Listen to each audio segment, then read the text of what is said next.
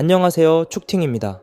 지난 시즌 중반 18경기 동안 단 2승만을 거두며 11위에 허덕이고 있던 강원FC에 부임한 윤정환 감독. 쉽지 않은 상황이었음에도 불구하고 자신의 축구 색깔을 팀에 입혔고 결국 승강 플레이오프 끝에 잔류에 성공시켰는데요. 그렇게 맞이한 이번 24 시즌, 윤정환 감독은 프리시즌부터 팀을 가꾸며 현 선수단의 장점을 최대한 극대화시켰고 전술적으로도 완성도 높은 볼맛나는 축구를 선보이고 있습니다. 특히 최근 6경기 동안 5승 1무 극강의 페이스를 보이고 있는데요. 오늘 영상에서는 윤정환 감독 강원의 축구가 잘 나가는 이유를 핵심 2가지로 빠르게 알아보도록 하겠습니다. 현재 기준 K리그에서 가장 무서운 폼을 보이고 있는 공격진은 어느 팀일까요? 울산, 김천, 포항 모두 강력하지만 이상헌, 양민혁, 야고 셋 모두가 고르게 뛰어난 활약을 보이고 있는 강원의 포드라인 또한 무서운 파괴력을 보여주고 있습니다. 윤정환 감독이 추구하는 팀 컬러가 잘 녹아있는 세 선수의 득점 장면을 보시겠습니다. 먼저 이번 시즌 부산에서 영입해서 포텐을 터트린 이상헌의 득점 장면입니다. 후방 빌드업이 약한 대전의 볼 전개 과정에서 강원은 앞쪽에서 강하게 압박하여 볼을 탈취했고 이상헌에게 볼이 향합니다. 그리고 이상헌은 지체하지 않고 상대와의 2대1 경합에서 돌파해 이창근의 가랑이 사이로 무각슛을 성공시킵니다.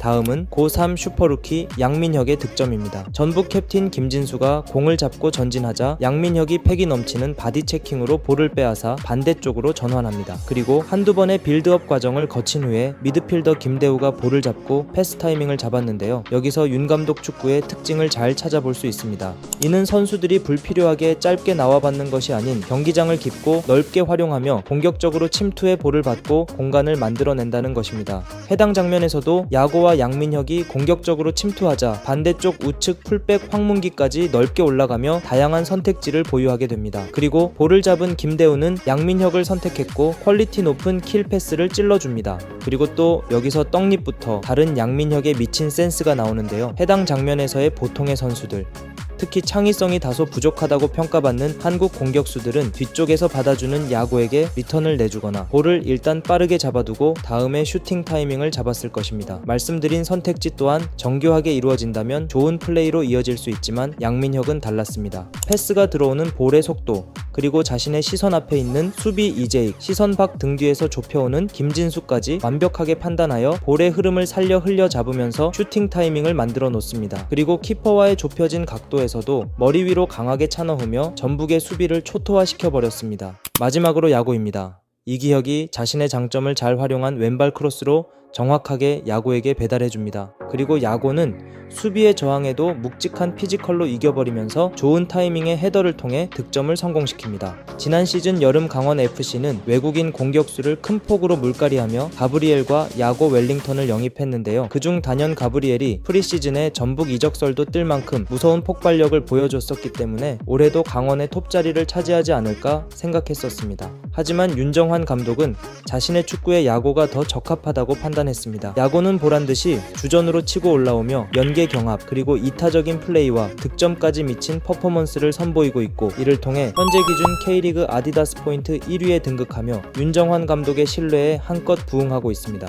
여기에 제발 다치지만 말고 지금처럼 성장해주길 바라는 양민혁, 뛰어난 신체 밸런스로 기복 없는 꾸준한 활약을 보여주고 있는 이상헌까지 16라운드 현재 기준 셋이 합쳐 19골 4어시스트로 총 23개의 공격 포인트를 기록하며 시원시원한 공격을 선보여 팬들의 눈을 즐겁게 해주고 있습니다. 그리고 이 19골은 대전 대구와의 전체 득점보다 많고 전북과 동률인 만큼 높은 수치의 득점력이라고 볼 수 있습니다.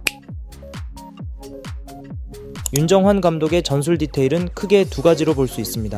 수원FC에서 2선 미드필더로 뛰다가 강원에 영입되어 중앙 센터백으로 변신한 이기혁, 마찬가지로 주로 미드필더에서 활약하며 선수 생활을 이어오다가 윤정환 감독과 함께 오른쪽 풀백으로 포지션을 변경하며 선수 생활 제2막을 열었다고 해도 과언이 아닌 황문기. 윤정환 감독은 특히 후방 빌드업에 신경을 쓰며 두 선수의 포지션 변화를 통해 성공적으로 경기를 운영해 나가고 있습니다.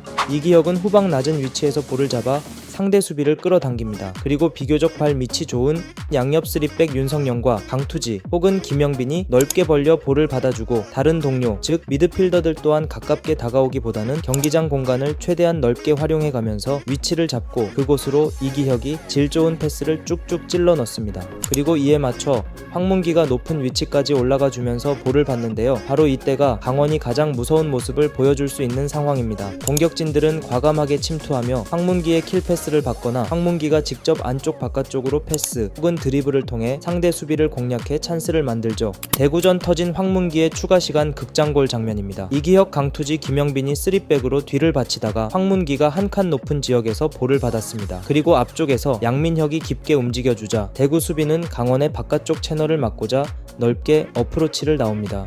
영리한 황문기는 이를 역으로 이용해 안쪽으로 볼을 직접 몰고 들어가고 적절하게 수비 사이에 위치한 야고에게 연결해주며 공격적으로 전진합니다. 야고는 안정적으로 키핑한 후에 앞쪽 정한민에게 연결해주고 정한민 또한 침투하는 황문기에게 패스를 넣어줍니다. 상대 수비가 빠르게 커버해 들어와 도전했지만 황문기는 해당 위치에서의 플레이도 어색한 선수가 아니죠. 밸런스를 잃지 않고 수비 2명을 벗겨낸 후에 깔끔하게 마무리합니다.